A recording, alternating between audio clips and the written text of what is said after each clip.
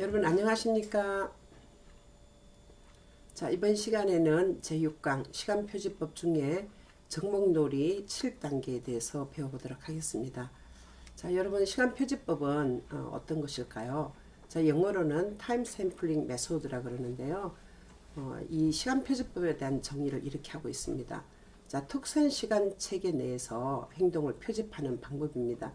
미리 선정된 행동을 정해진 짧은 시간 동안 관찰하며 그 시간 간격에 맞춰서 여러 번 반복해서 관찰하는 것을 시간표지법이라고 그럽니다.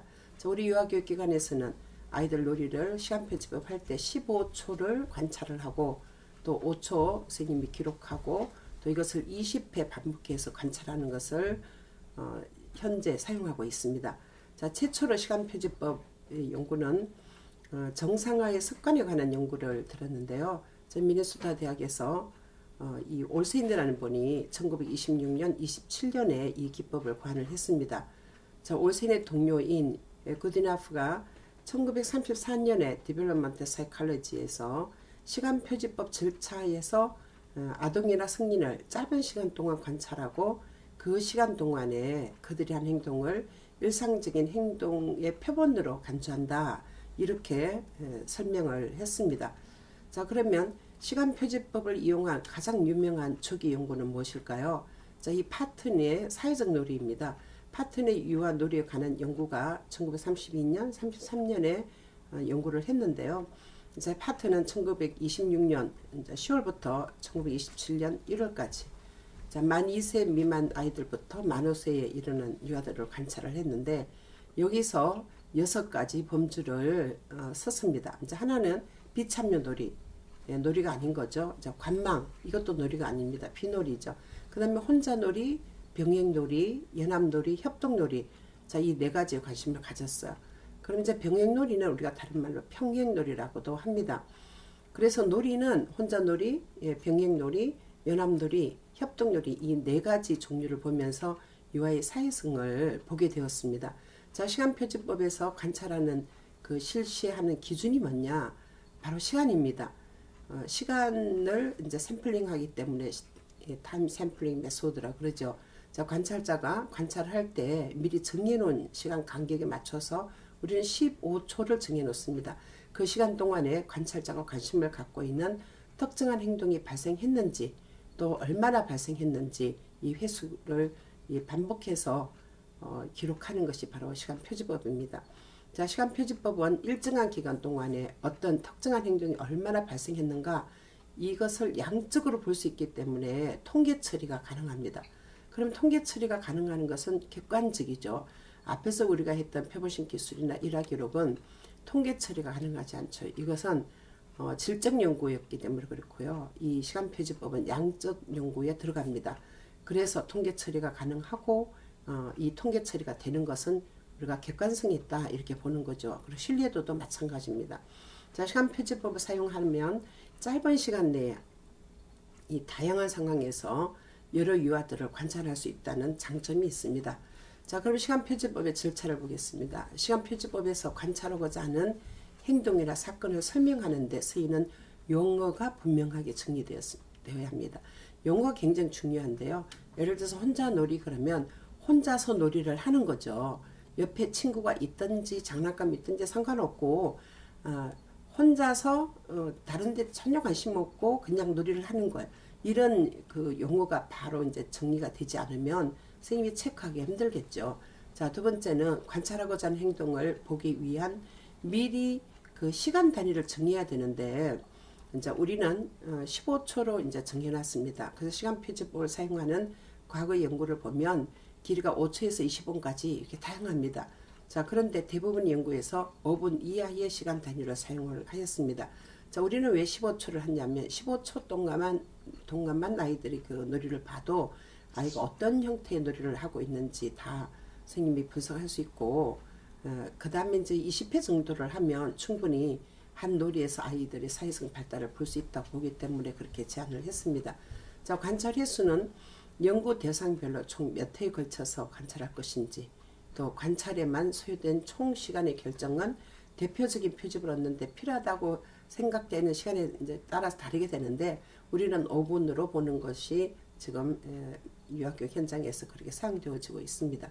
자, 관찰 결과의 기록을 위한 관찰 범주에 대한 부호 체계가 이제 어떻게 이루어져야 되냐면 선생님들이 이것을 5초 만에 기록하는 게 힘들잖아요. 그래서 빨리 기억할 수 있도록 논리적이고 또 일정한 규칙을 가지고 있어야 되는데 예를 들어서 우리가 혼자 놀이를 한다. 이건 혼자 놀이는 영어로 또 단독 놀이라고도 그럽니다. 그러면 solitary play라고 그러는데 이 solitary play 또는 solitary behavior 이렇게라고 쓰는데 다 쓸 수가 없잖아요. 그러니까 S라고 이렇게 축약해서 쓸 수 있다는 거죠.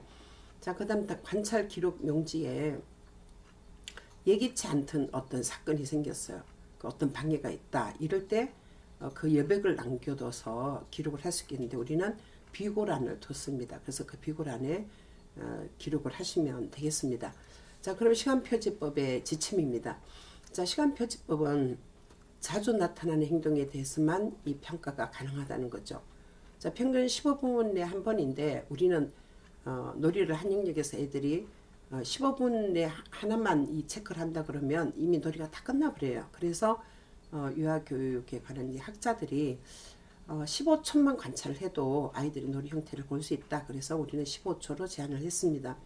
자, 시간표지법은 행동이 관찰 가능할 때만 사용합니다. 자, 예를 들어서 아이가 그 내적으로 이렇게 뭔 생각을 하고 있는지 이런 건 시간표지법 전혀 안 된다는 거죠. 바깥으로 드러나는 외연 행동에 대해서만 관찰을 할 수 있다는 거죠. 자, 관찰자는 이 조작적 정리를 내림으로써 다른 사람들이 이 모든 이 용어를 분명하게 이해할 수 있도록 평행놀이다. 그러면 평행놀이는 옆에 친구가 있지만 서로 상호작용을 하지 않는 거다. 이런 조작적 정의가 분명해야 된다는 거죠. 자, 시간표지법 연구의 구성 방법을 결정하기 위해서 관찰의 목적을 밝히는 것이 중요합니다. 자, 그러면 이거 사회성을 보겠다 그러면 사회적 놀이를 평가를 해야 되는 거죠. 목적이 사회성을 보는 거기 때문에 그랬습니다. 자, 그 다음에 기록용지 형식을 결정을 하는데요. 이 기록용지는 쉽게 기록할 수 있도록 단순하게 작성하고 또 예기치 않았던 그런 일이 발생할 수 있으니까 여백을 두는데요. 자, 우리가 비고란을 둔다 그랬죠. 그리고 이 기록용지는 이미 제가 여기다가 제시를 다 했기 때문에 여러분들 제가 개발한 그 시간표지법 그 기록지에 이론을 잘 배우시고 체크만 하시면 되겠습니다. 자, 그럼 시간표지법의 장점과 단점입니다. 자, 시간표지법은요, 어떤 장점이 있을까요? 시간이 많이 걸리지 않는다는 거죠. 앞에서 우리가 했던 일화기록 표본식 기술은 서술적인 관찰이기 때문에 시간이 많이 걸리죠. 자, 근데 시간표지법은 15초에 한 번만 딱딱 보기 때문에 5분이면은 거의 다 관찰할 수 있다 이렇게 보는 거죠. 두 번째는 이 특수한 행동에 초점을 두고 있는 연구일 경우에는 시간표지법은 어떤 관찰보다 신뢰도와 객관성과 대표성이 높다는 것입니다. 셋째는 단시간 내에 많은 정보를 얻을 수 있습니다. 네 번째는 행동이나 사건이 발생하는 빈도를 파악함으로써 행동 수정 프로그램을 작성하거나 또 평정 척도 같은 측정 도구를 만드는데 기초 자료가 될 수 있습니다. 다섯 번째는 시간표지법은 수량화하기가 쉽다는 거예요. 자, 왜 그러냐면 시간을 그 샘플링 해갖고 우리가 통계를 내잖아요. 그러니까 수량화하기 쉽고 통계적으로 이제 이게 이 자료를 다 수집해서 이제 통계적으로 처리할 수 있기 때문에 변인들 간의 이제 관계를 발견하고자 할 때 도움을 받을 수 있다는 거죠. 자, 그 다음에 관찰 대상 유아들의 일상생활을 방해하지 않고도 스님이 기록하고 채점하고 이제 다 할 수 있다는 것입니다. 자, 그러면 시간표지법의 단점은 무엇일까요? 자, 표본식 기술이나 일화 기록 같은 서술식 평가에 이 완전 반대가 되는 거죠. 자, 시간표지법은 자주 나타나는 비교적 높은 빈도로 발생하는 행동과 외연 행동에만 적합하기 때문에 자, 그렇지 못할 경우는 이 시간표지법을 쓰기가 어렵다는 것입니다. 자, 두 번째는 자료를 기록책에 따라서 자, 5초에 이제 이 그 메모를 하고 15초 동안 관찰을 하고, 자 이렇게 하는 기록책에 따라서 20회를 정확하게 하지 않으면 정말 아이가 어떤 행동을 했는지 그 질에 관한 이 정보를 얻기가 어렵다는 것입니다. 자, 세 번째는 시간표지법은 특정 행동에만 초점을 두기 때문에 그 수많은 인간 행동 간의 상호관계를 밝히기 어렵다는 거예요. 자, 예를 들어서 시간표지법에서 우리가 지금 정목놀이를 한다 그러면 정목놀이만 보기 때문에 그 외에 다른 것은 볼 수가 없다는 거죠. 자, 네 번째는 체크리스트 관찰 형식에 미리 정리해 놓은 범주만 사용하기 때문에 관찰 내용을 편견으로 이끌 가능성이 있다는 것입니다. 자, 다섯 번째는 인과관계를 밝혀주지 못합니다. 자, 인과관계를 보려고 그러면 앞에 소셜식의 그런 평가를 해야 되는 거고요. 여기는 이제 양적으로 보기 때문에 인과관계를 보기가 힘드는데 선생님이 이 비고란을 정확하게 이렇게 정리를 하시고 그 다음에 순서적으로 이거를 다 정리를 하시면 또 인과관계를 어느 정도는 볼 수가 있습니다. 자, 그러면 시간표지법의 관찰 양식을 알아보도록 하겠습니다.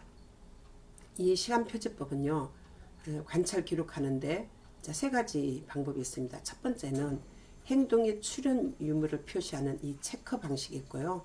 또 이제 빈도를 표시하는 그 세기표가 있습니다. 자, 그리고 행동의 지속 시간을 추가로 표시하는 방식이 있는데 대체로 체크와 세기표 두 가지 방법을 쓰는데 우리는 거의 다 체크 표시로 이제 통일을 하는 걸로 하겠습니다.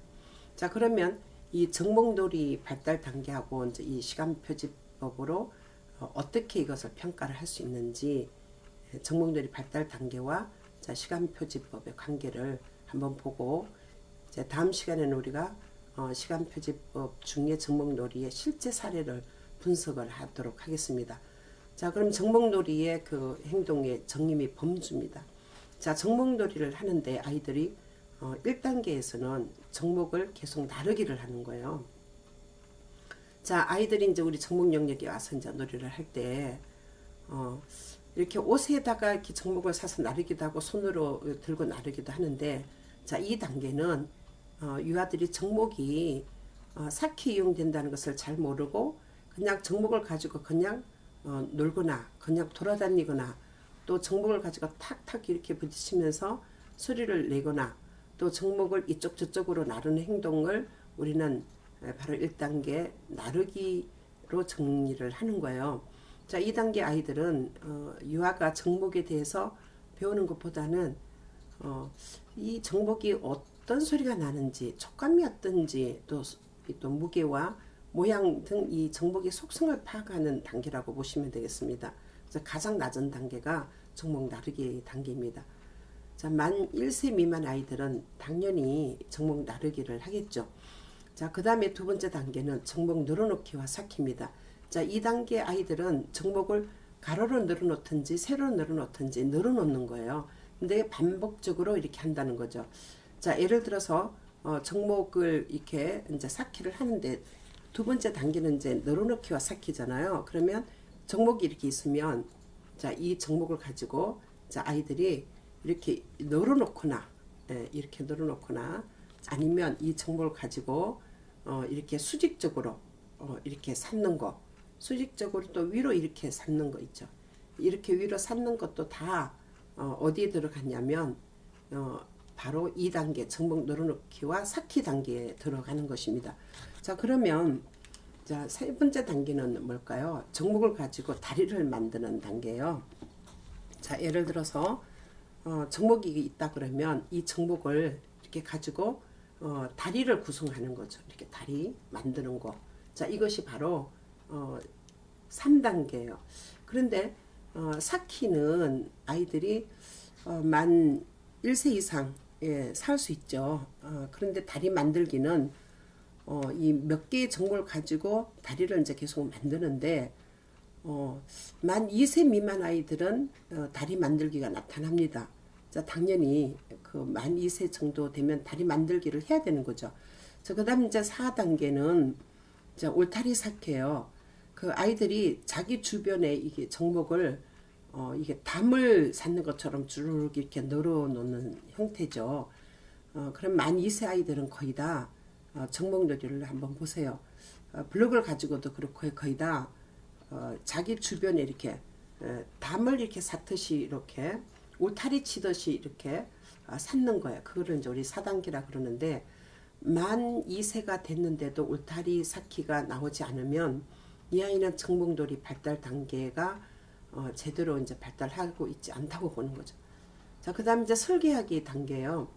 자, 이 정목이 어떤 장식적인 이 패턴이 이제 나타나는데요. 양쪽에 이제 이 균형이 잡혀지는 거예요.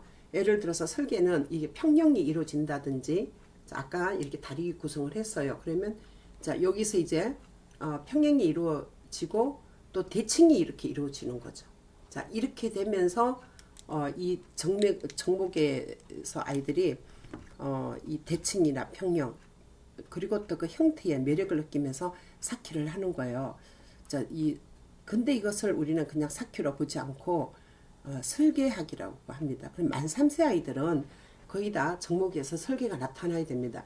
그럼 만 2세에 이 다리 구성하는 거 그거하고 차이가 뭐냐면 하나만 더 정목을 그 위에 쌓아도 우리는 설계로 본다는 거죠.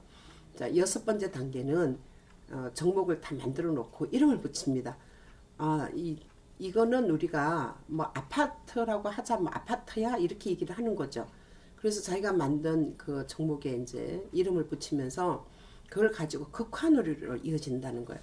여러분, 굉장히 중요한 건요. 정목은 구성놀이를 하고 무엇을 구성하는 데에 쓰이는데 아이들이 이름을 붙이면서 우리 여기 아파트니까 우리 아파트 놀이 하자, 뭐 엄마 아빠 놀이 하자 이렇게 하잖아요.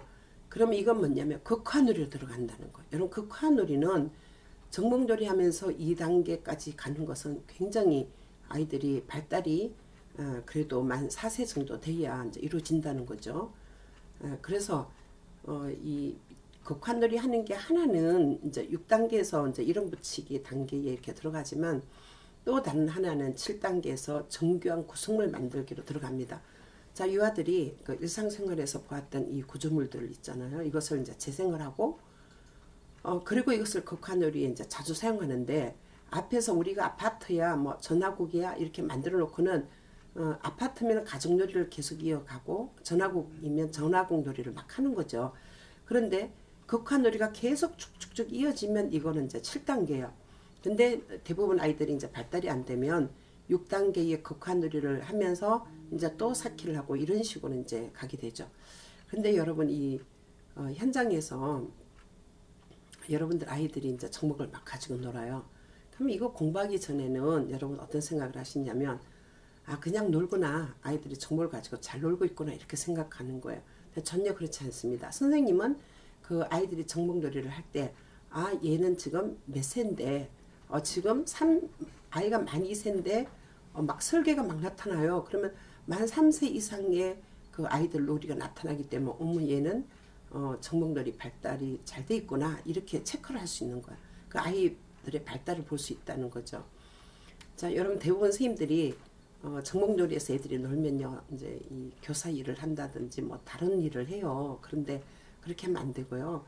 정목놀이 발달 단계 이론을 여러분 충분히 아시면 그 시트지를 가지고 아이들이 노는 것을 이렇게 체크를 한번 해보세요. 그러면 그냥 노는 것이 아니고 이 아이가 얼마나 이 정목놀이의 이 발달 단계에 어디에 들어가 있는지를 충분히 알 수 있다는 거죠. 자, 그래서 우리는 이 정목놀이 발달 단계 관찰 기록 양식지를 이렇게 만들었습니다. 자, 여러분 앞에 보면 이제 나르기 1단계 있죠. 자, 2단계 쌓기가 있죠. 3단계 다리 구성이 있죠. 이제 4단계 울타리 만들기 있죠. 이제 5단계는 설계죠. 6단계는 극화놀이가 나타나고 7단계는 아주 정교한 이 만들기를 하는데 거기 옆에 보니까 비놀이가 있어요. 아까 파트니 비놀이를 이제 2개를 넣었잖아요. 자, 우리는 여기 비놀이를 지금 몰입하지 않는 행동, 또 이제 쳐다보는 행동 2개를 넣고, 자, 그 다음에 또 하나가 있어요. 놀이를 하다가 다른 데로 가면 전환이라 그래요. 자, 놀잇감이 필요해서 다른 데 가서 가지고 온다 이럴 때는 전환이라 그래요. 자, 그리고 그 외에 다른 활동을 하고 있으면 활동에다 체크를 하시는데 그 옆에 보니까 메모지가 있죠. 메모 란에 제가 5초 동안 선생님이 어떤 놀이를 했는지 간단하게 이제 적으시면 이 정목놀이를 여러분 체크하는 데 도움이 될 거예요.